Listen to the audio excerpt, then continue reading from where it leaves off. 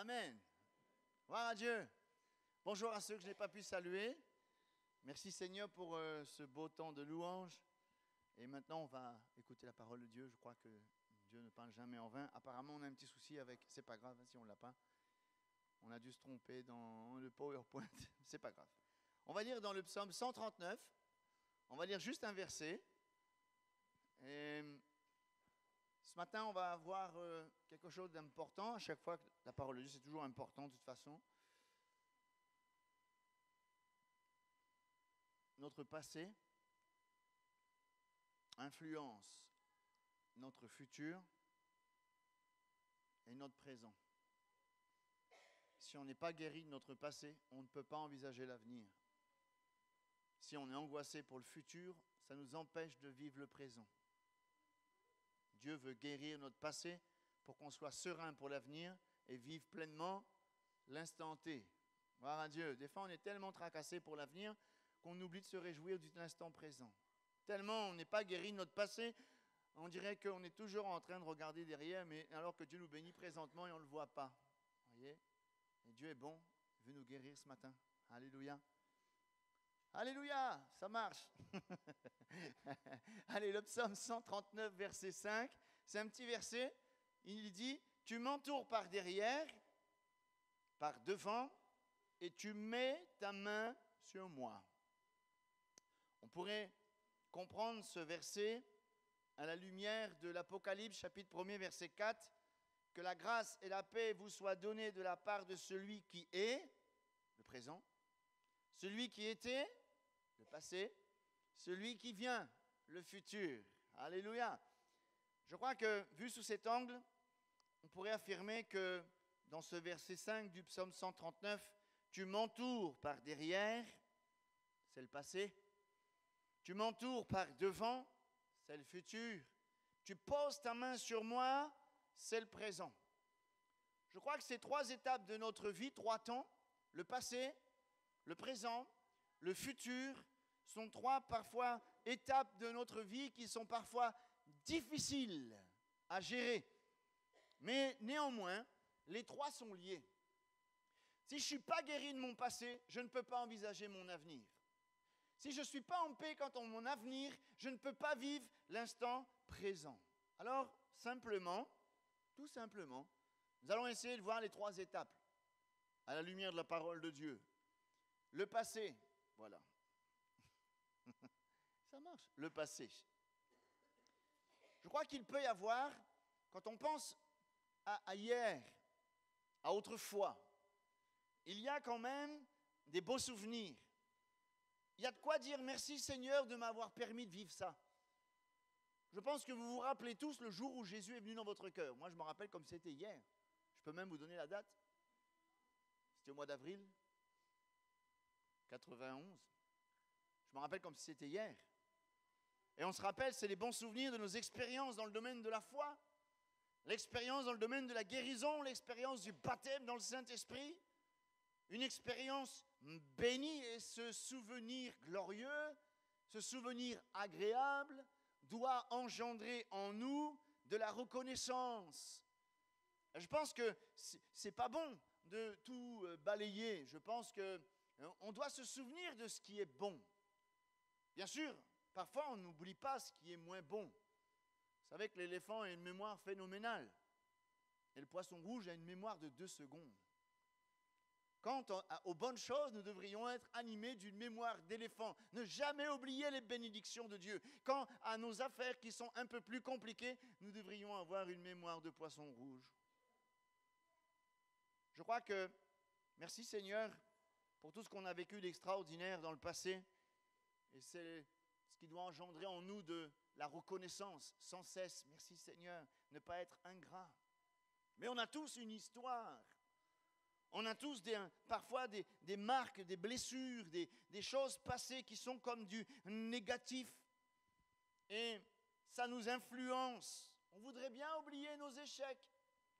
On voudrait bien oublier la fois où on a été rejeté. On aimerait bien oublier une épreuve qui nous a marqués comme une cicatrice indélébile dans notre âme, dans notre esprit, dans notre cœur. Il y a des marques dans notre passé. On dirait que même s'il y a 25 ans, on est encore marqué, on en parle encore parce que nous sommes blessés. Mais comment Dieu voit cela, lui? C'est sûr que parfois Dieu voit différemment de nous. Je crois que nous devons comprendre une chose, c'est que nos passés, quels qu'ils soient, lourds, pas lourds, Dieu a toujours été avec nous. Dans 1 Chronique 17 au verset 8, il est dit « J'ai été avec toi partout où tu as marché ». Même dans l'épreuve, Dieu a été avec nous. Même dans nos échecs, Dieu a été avec nous. Même lorsqu'on nous a trahis, Dieu ne nous a pas abandonnés. Ça veut dire que quand on a souffert, Dieu a souffert avec nous. Ça veut dire que quand on a été blessé, Jésus a pleuré avec nous. Et quand on s'est réjoui, Jésus s'est réjoui avec nous. Je crois, j'aimerais te dire peut-être à quelqu'un de particulier, quoi que tu aies fait bien ou mal, Jésus t'a toujours aimé. L'amour de Dieu n'est jamais remis en cause par rapport à notre passé. Et aux yeux de Dieu, ton passé est important parce que ton vécu est important. Il en tient compte. Même s'il arrive à nous pardonner nos fautes, mais il tient compte de notre histoire. Et on a tous une histoire. C'est notre témoignage. Notre expérience, notre témoignage nous a marqués et va influencer notre vie. Vous connaissez peut-être cette histoire, cette anecdote de cette personne qui a beaucoup souffert et qui a remis en cause la fidélité de Dieu. Quand il est arrivé au ciel, il a dit « J'ai des comptes à régler avec Dieu ». Déjà de parler comme ça, c'est pas trop bien. Tu m'as abandonné, tu dis que tu as été fidèle, mais je sais que tu n'as pas été fidèle. Alors Dieu lui dit, ok, installe-toi. Et puis Dieu va projeter le film de sa vie. Et puis d'un seul coup, il voit sur la plage 4 marques de pas. Il a dit, tu vois, regarde, j'étais avec toi. Et à un moment donné, il n'y avait plus que 2 pieds, 2 marques de pas. Et alors le chrétien dit, tu as vu, tu m'as abandonné, j'étais seul. Et Dieu te dit, ah non, tu te trompes. Quand il n'y avait que 2 marques là, c'est moi qui te portais parce que tu n'en pouvais plus. On oublie souvent ça, Dieu est fidèle. Dieu est fidèle. N'est-il pas écrit que toute chose concourt au bien de ceux qui aiment Dieu? Dans nos difficultés passées, Dieu forge un caractère en nous. Dans nos difficultés, dans nos épreuves passées, le Seigneur nous a façonnés parce que rien n'arrive sans qu'il soit à la tête, dans le sens où il gère toutes choses. Il peut même se servir de nos difficultés pour nous amener à un but, pour nous former. Je crois que c'est important qu'on puisse respecter notre passé. Qu'il soit bon, qu'il soit moins bon. Parce que Dieu était là. Il ne nous a pas abandonnés. Il a transformé de nombreuses choses négatives en bénédictions pour nous et parfois on l'oublie. Merci Seigneur pour les épreuves, non pas qu'on va se dire « Ah merci Seigneur pour l'épreuve parce que c'est bon ». Non, merci parce que dans l'épreuve j'ai appris. Merci parce que dans l'épreuve tu m'as formé un caractère. Merci dans l'épreuve tu m'as fortifié. Merci dans l'épreuve tu m'as béni. Merci pour l'épreuve parce que tu m'as enseigné. Tu m'as formé un caractère nouveau. Dans nos passés lourds, il peut y avoir du bon. Et parfois, nous, on s'arrête que sur le moins bon. Et le passé, ce n'est pas toujours facile à gérer. Je crois qu'il y a 3 pièges. Il y a des pièges qui sont peut-être tendus à chacun d'entre nous par rapport au passé. Par rapport au passé, on peut être nostalgique. Et ça nous empêche d'avancer. Ah Seigneur, si je pourrais refaire mon passé, peut-être que je n'aurais pas fait ces bêtises-là. Mais il faut qu'on accepte que le passé, on ne peut pas le refaire. Il est fait. On ne peut pas revenir en arrière. Ah, si j'avais la force, je n'aurais pas pu faire ceci. Ah, si je pouvais réécrire mon histoire. Mais tu ne peux pas réécrire ton histoire. On ne peut pas avancer en regardant le rétro. Vous imaginez dans la voiture qu'à la place du pare-brise, on aurait un rétroviseur? C'est comme si on avançait et puis au lieu d'avancer, c'est les crevettes qui marchent en arrière. Hein? Nous, on est appelés à aller de l'avant. Et parfois, on regarde simplement notre passé comme nostalgique en disant « Ah, si j'avais su, j'aimerais bien le refaire. » Mais tu ne peux pas le refaire. Dieu t'accepte avec ton passé. Qu'il soit lourd, qu'il soit pas lourd, avec tes échecs. Mais Dieu, s'il t'a pardonné, jamais, jamais, jamais, il va remettre devant tes yeux tes erreurs passées. Parce que le pardon de Dieu, il est parfait. Alors pourquoi nous, on revivrait encore, oh, si j'avais su, ah, si je pouvais refaire. Mais tu ne peux pas le refaire. Et si tu as confessé tes erreurs, Dieu t'a pardonné. Et le pardon de Dieu n'est-il pas parfait? Eh oui, il est parfait. Gloire à Dieu. Deuxième piège, c'est que parfois on est influencé par les blessures du passé. C'est vraiment une belle image. Le petit bonhomme qui avance avec un boulet derrière. Et il y a combien de chrétiens qui ont été blessés intérieurement, peut-être même maltraités, peut-être traités, trahis, rejetés, même abusés. Et aujourd'hui, ils en souffrent encore. Il y a 2 drames quant à nos blessures du passé. Le premier drame, c'est que ça s'est passé comme ça, on n'y peut rien. C'est catastrophique quand quelqu'un souffre difficilement. C'est vraiment quelque chose de pas facile. Mais le deuxième grand drame, c'est qu'on n'arrive pas à l'extérioriser au pied du Seigneur. C'est que cette blessure, elle est intérieure et dès qu'on parle, on saute, on devient agressif parce qu'on ne veut pas en parler. Parce que justement, on est toujours en train de vivre avec cette blessure. À chaque fois qu'on parle au Seigneur, eh bien, boum, on en parle. À chaque fois qu'on veut toucher ce point sensible, on devient presque irritable parce que ce passé n'est pas réglé. Mais ce matin, le Seigneur veut guérir ton cœur blessé. Peut-être que tu as été blessé dans le passé, dans ta foi, dans ta vie. Tu as une blessure que tu traînes depuis des années. Et cette plaie, elle est encore purulente. Mais ce matin, Jésus guérit ton cœur. Est-ce que tu acceptes cette guérison? Jésus guérit ton cœur. Il faut déposer cette blessure à la croix du Calvaire. Et une fois pour toutes, cette blessure sera cicatrisée. J'avais dit une fois, quand on a une cicatrice, on peut appuyer dessus, ça fait pas mal. Mais si ce n'est pas cicatrisé, à chaque fois que je parle de cette cicatrice, ça fait mal. Mais demande de l'aide, demande à Jésus de te guérir, demande à Jésus de fermer cette plaie, demande à Jésus de te guérir littéralement, afin d'être libéré de ce passé sensible. Et puis, il y a l'amertume par rapport au passé. C'est terrible, hein? L'amertume, c'est le non-pardon. J'ai été blessé dans le passé, mais j'ai pardonné. Tu as pardonné? Oui, j'ai pardonné, mais j'oublie pas. Est-ce qu'on peut dire que c'est un pardon parfait, ça? J'ai pardonné celui qui m'a fait du mal, mais j'oublie pas. Mi pardonne à où, mais où à 6 pieds côté moi? Mi pardonne à où, mais où cause pied que moi? Ah, ça vous fait rigoler, mais c'est pourtant beaucoup qui font comme ça. Je crois que si nous voulons être délivrés de notre passé lourd, nous devrons pardonner à 100%. Et de nombreux non-pardons nous blessent par rapport au passé. Et on n'arrive pas à être heureux par rapport à l'avenir, par rapport au présent. Il faut nous débarrasser de toutes ces blessures du passé. Et ça passe par le pardon. Peut-être que tu as besoin de pardonner celui qui t'a offensé. Et tant que tu ne me pardonneras pas, tu es lié, tu es tourmenté, tu es blessé. Tu ne peux pas être en paix. Mais ce matin, demande la force à Jésus-Christ de pardonner. Nous pardonnons nos offenses comme toi-même, tu nous as pardonné. Oh là là, ça parle fort ça, non? Si nous voulons vivre le pardon, nous devons pardonner. Peut-être qu'il y a quelqu'un qui t'a offensé, cette blessure. Mais une fois pour toutes, règle ce problème. Réalise que le pardon de Dieu, il est sans limite. Jésus t'a pardonné, non?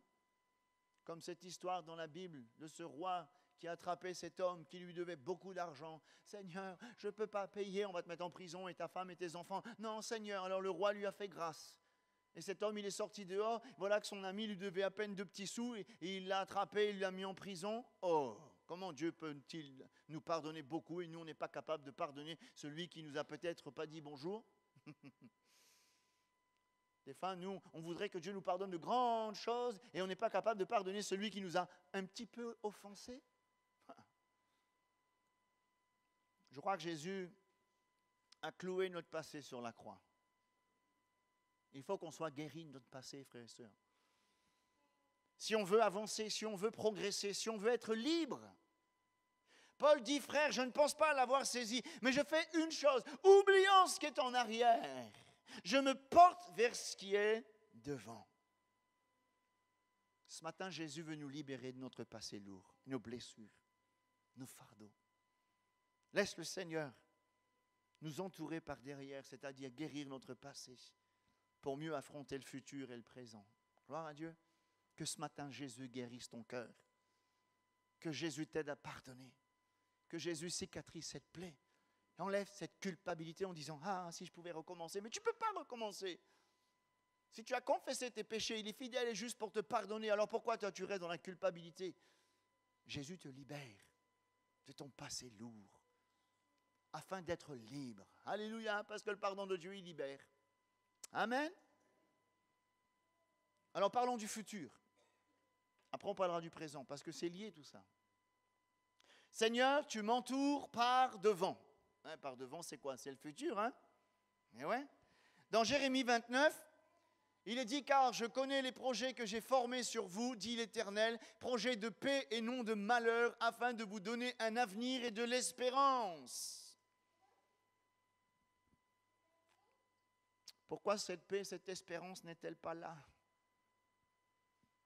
Pourquoi je m'inquiète quant à l'avenir? Pourtant, c'est écrit d'une multitude de fois, ne crains pas. Vous avez remarqué? Dieu connaît que nous sommes sujets à la crainte. Hein? Combien de fois c'est écrit dans la Bible? Ne crains pas, ne t'inquiète pas, reste tranquille. Je serai avec toi. Et malgré toutes ces promesses, quand on pense à l'avenir, c'est sombre. Quand on pense à l'avenir, on est angoissé.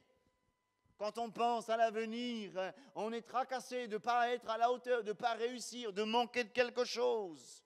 Pourquoi le futur nous fait peur? La majorité de fois, c'est que notre passé n'est pas réglé. Si je ne règle pas mon passé, je ne peux pas envisager l'avenir. Si Jésus guérit mon passé, mon cœur quant à mon passé, je serai en paix quant à l'avenir. Si le passé a été douloureux, je peux me dire, mais mon futur, ça ne va pas changer, je serai encore dans la douleur. Il faut passer par la guérison du passé pour envisager l'avenir d'une manière sereine. Le passé nous a habitués à des choses négatives, alors notre émotion, notre intelligence, notre déduction pense que bien, le futur, ça ne va pas s'améliorer, mais si Jésus guérit mon passé, il va pourvoir à mon avenir. Vous comprenez cela? D'où l'importance de guérir mon passé, d'être en paix quant à l'avenir. Ce matin, Dieu nous fait connaître quelque chose de très important. Ton passé lourd, ton passé négatif, si tu le confies en Jésus,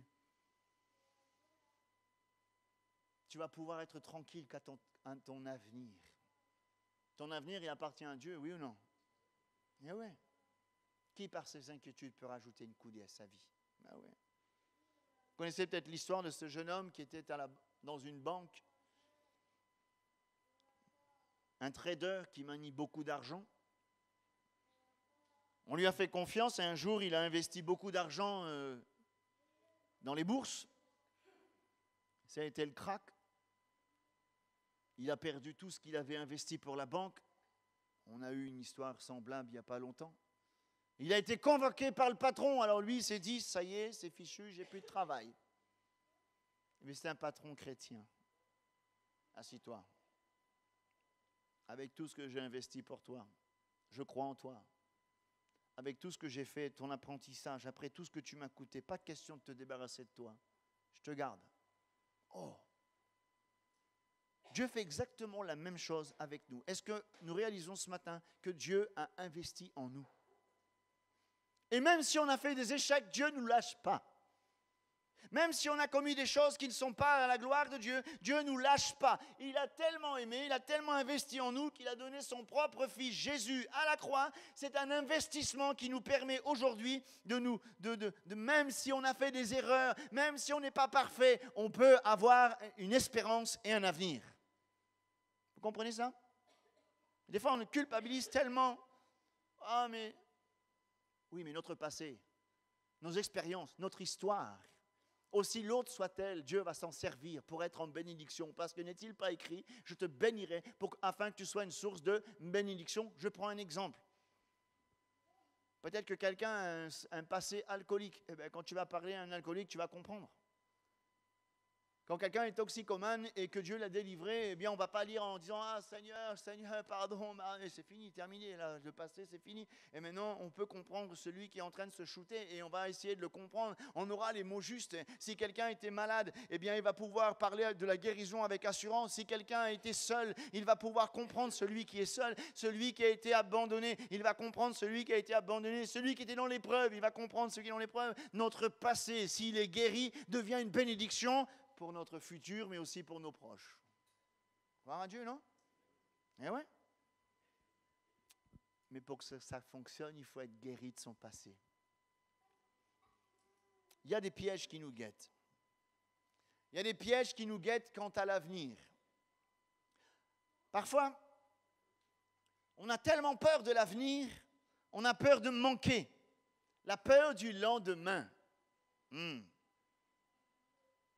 La crainte du futur suscite beaucoup de frustration aujourd'hui. Mais que dit le Seigneur? Matthieu 6. Il a pourvu aux moyens des oiseaux. Dites-moi, on ne vaut pas plus que des moineaux? Si Dieu a pourvu aux moineaux, il pourvoira pour nous. Combien même une mère abandonnerait ses petits, moi, à l'Éternel, je ne te délaisserai pas. Vous pensez que Dieu va nous abandonner demain? Il est fidèle, le Seigneur. Nous ne devons pas nous inquiéter de rien. Le Seigneur, il va être avec nous. Et parfois, on va dire, mais j'y arriverai pas. Avec Dieu, je ferai des exploits. Je ne serai pas à la hauteur. Tout ce que je fais, c'est toi ce qu'il fait, Seigneur. Il y a une parole à chaque crainte. Et parfois, on a tellement peur de ne pas être à la hauteur, de manquer de quelque chose, qu'on passe à côté. Mais avec Dieu, on peut tout. Il ne nous abandonne pas. Ensuite, qu'est-ce qui pourrait influencer notre avenir et qui pourrait nous induire en erreur quant à l'avenir? On a tous des projets, j'espère, parce que si quelqu'un n'a pas de projet, il est malheureux, hein? Qu'est-ce qui te motive? On a des projets personnels, on a des projets spirituels, on a des projets à la maison, on a des projets dans l'église. Et parfois, à travers ces projets, on se fatigue, parce que c'est nos projets à nous. Projets personnels, on pense contrôler notre destin. On fait, et on se trompe. Parce que les projets de Dieu ne sont pas nos projets. Et quant à notre avenir, si on veut être plein d'assurance, il faut entrer dans le projet de Dieu. Il y a dans le cœur de l'homme une multitude de projets, mais ce sont les desseins de l'Éternel qui s'accomplissent toujours. Alléluia. Parfois, on se tracasse pour nos projets, mais t'inquiète pas, si ce projet vient de Dieu, il peut y avoir une armée qui se campe contre toi. Le projet de Dieu s'accomplira. Parce que Dieu est fidèle. Mais si c'est mon projet à moi, je peux me tracasser, ça n'arrivera pas au but. Mais si c'est la volonté de Dieu, il n'y a personne qui peut empêcher la volonté de Dieu de s'accomplir. Même pas le diable, même pas les hommes, même pas les organisations, rien. Personne ne peut s'opposer au projet de Dieu. C'est pour ça que si je rentre dans le projet de Dieu pour mon avenir, j'ai la victoire assurée. Alléluia. Je ne me tracasse pas. En son temps, tout ce que Dieu fait est parfait. Et même si ça prend du temps, le projet de Dieu s'accomplira. Alléluia. Mais si c'est mon projet à moi, c'est normal. Il y a un autre souci quant à notre futur. On peut essayer de manipuler notre futur. Je m'explique. Il y a un exemple extraordinaire. C'est un exemple malheureux. J'aime bien cet homme dans la Bible parce que son histoire m'interpelle. C'est Jephthé, juge 11, 8e juge en Israël. Il a fait un vœu à l'Éternel. Seigneur, on va faire la guerre. Et si tu libères Israël des Ammonites, bien Seigneur, il a fait un vœu. Il dira, si tu me donnes la victoire, je t'offrirai en holocauste la première personne qui sortira de ma maison et qui viendra à ma rencontre. Vous connaissez la suite? C'est sa fille qui est sortie. Espèce d'insensé. Il a fait un vœu d'insensé. Il a voulu manipuler le Seigneur. Il a voulu manipuler son avenir. Est-ce que Dieu lui avait demandé de faire ça? Non. N'est-ce pas de la folie? C'est un peu, revient dire, Seigneur, si tu me bénis, je te donne ça. Si tu me bénis, je m'engage. Si tu me donnes mon permis, Seigneur, je vais me baptiser. Venez pas me voir en disant, je vais me baptiser parce que Dieu m'a donné mon permis. Hein. Je ne vous baptise pas. C'est clair. Il y a de ceux qui peuvent tomber dans ce piège quant à l'avenir. Seigneur, si tu me donnes ça, je te sers. Et pourquoi tu ne le sers pas avant? On essaie de manipuler Dieu, excusez-moi l'expression, d'influencer Dieu pour pouvoir essayer de réussir. Mais il n'y a qu'une chose qui nous ouvre la porte de la bénédiction, c'est la soumission, la foi et l'obéissance. Il n'y a pas de marché avec Dieu. On n'essaye pas d'acheter Dieu. Dieu n'est pas à vendre, sa bénédiction non plus. C'est l'obéissance, la foi, la soumission qui nous ouvre les portes de la victoire. Et quant à notre avenir, parfois, on essaye de faire telle chose pour avoir ceci. Mais non, c'est pas normal. Le plan de Dieu s'accomplira. Je pense que l'important que notre futur personnel, comme celui de l'Église, le futur de l'Église, on parle à titre personnel, on parle aussi à titre de foyer, la famille, mais on peut parler aussi à l'échelle de l'Église. Moi, je crois que Dieu a des projets pour l'Église. Vous en êtes conscient? Moi, je crois que Dieu a des beaux projets pour l'Église. J'en suis convaincu. Mais pour pouvoir entrer dans ce projet, il faut être guéri du passé. Pas à grand bois, parce que vous êtes une Église formidable, je vous le dis, devant le Seigneur. Et je bénis Dieu d'être avec vous ce matin et servir Dieu avec vous. Vous êtes une Église formidable. Mais je connais des églises qui ne sont pas guéries de leur passé. Je connais des églises qui ont connu des histoires pas possibles. Et à chaque fois, ils parlent de ça. Ils n'avancent pas. Parce que le passé n'est pas guéri. Alors comment envisager l'avenir? Tu m'entoures par derrière et par devant. Et puis, il y a le passé, il y a l'avenir, et au milieu, il y a le présent. Hein, on a oublié une diapo. Le présent. Le présent. Le défi du présent, c'est accepter de vivre, accepter de faire, accepter d'entreprendre. Beaucoup de gens, beaucoup de chrétiens malheureusement, ont peur de vivre le présent parce qu'ils sont toujours figés dans le passé ou ils ont peur de l'avenir. Mais chaque moment que Dieu nous donne de vivre, c'est un miracle, non? Oui. Il faut que nous puissions prendre du temps pour vivre l'instant présent. Le présent, c'est le temps de l'action. Si je suis figé dans mon passé, je vais passer à côté de toutes sortes d'opportunités. Parce que je suis là, hélas mon frère, et tu as des opportunités extraordinaires. Ou alors, comment je vais faire? Oh Seigneur, et puis il y a des opportunités qui sont là et tu passes à côté. Voyez-vous, le passé nous empêche de vivre le présent. Le futur, la peur du futur, nous empêche de vivre l'instant présent. Il faut qu'on soit guéri du passé pour envisager l'avenir sereinement et vivre pleinement. Il y a beaucoup de chrétiens qui ne vivent pas une vie abondante parce qu'ils ne sont pas guéris.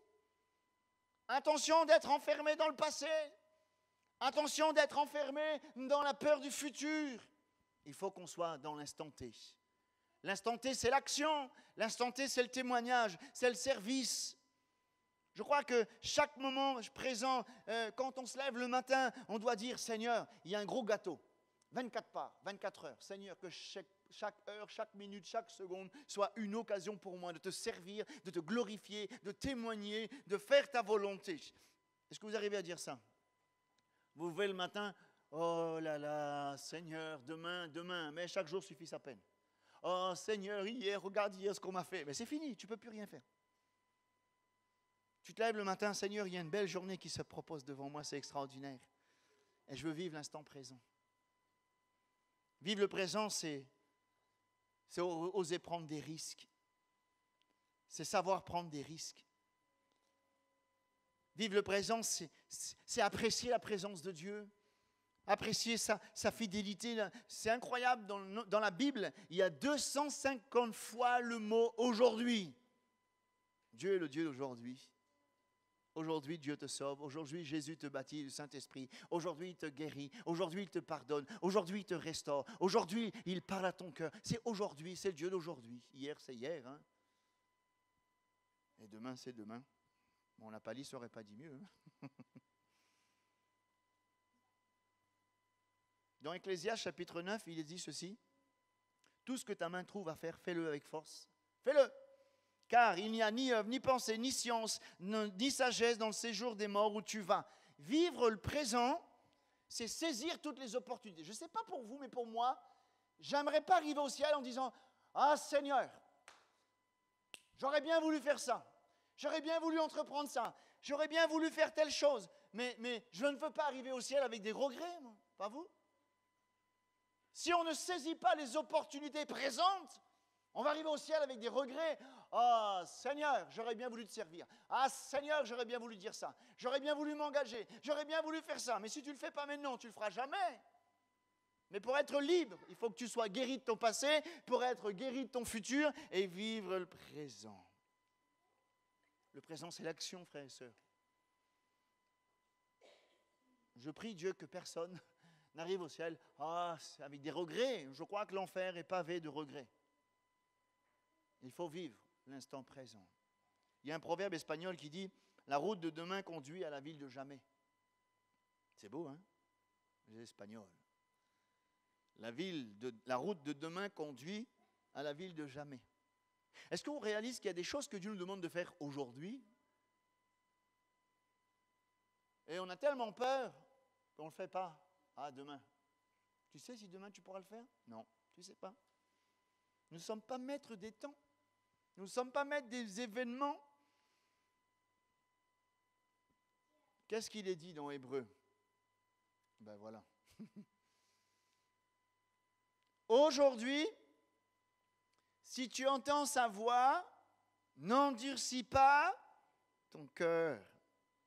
C'est aujourd'hui que Dieu veut agir. Il y a des opportunités qu'il faut saisir.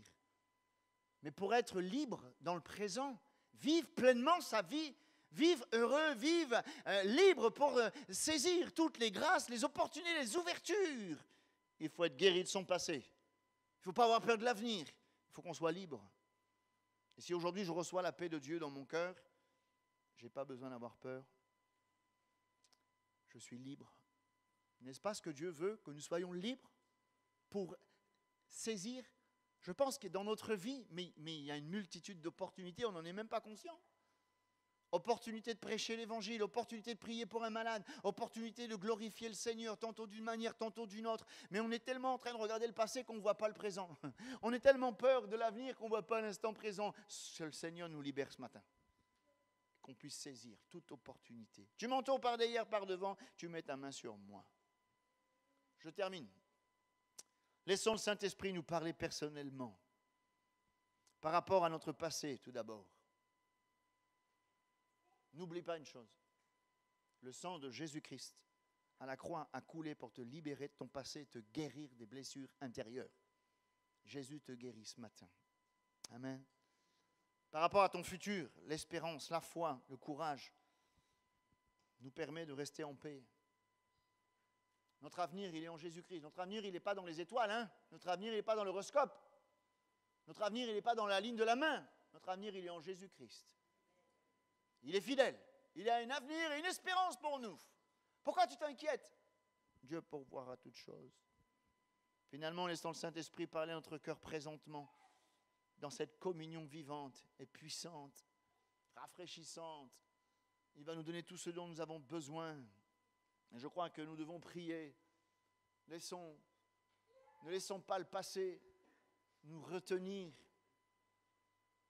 Soyons libérés de notre passé. Il y a ceux qui sont en prison par rapport à leur passé. Que ce matin, les prisons s'ouvrent.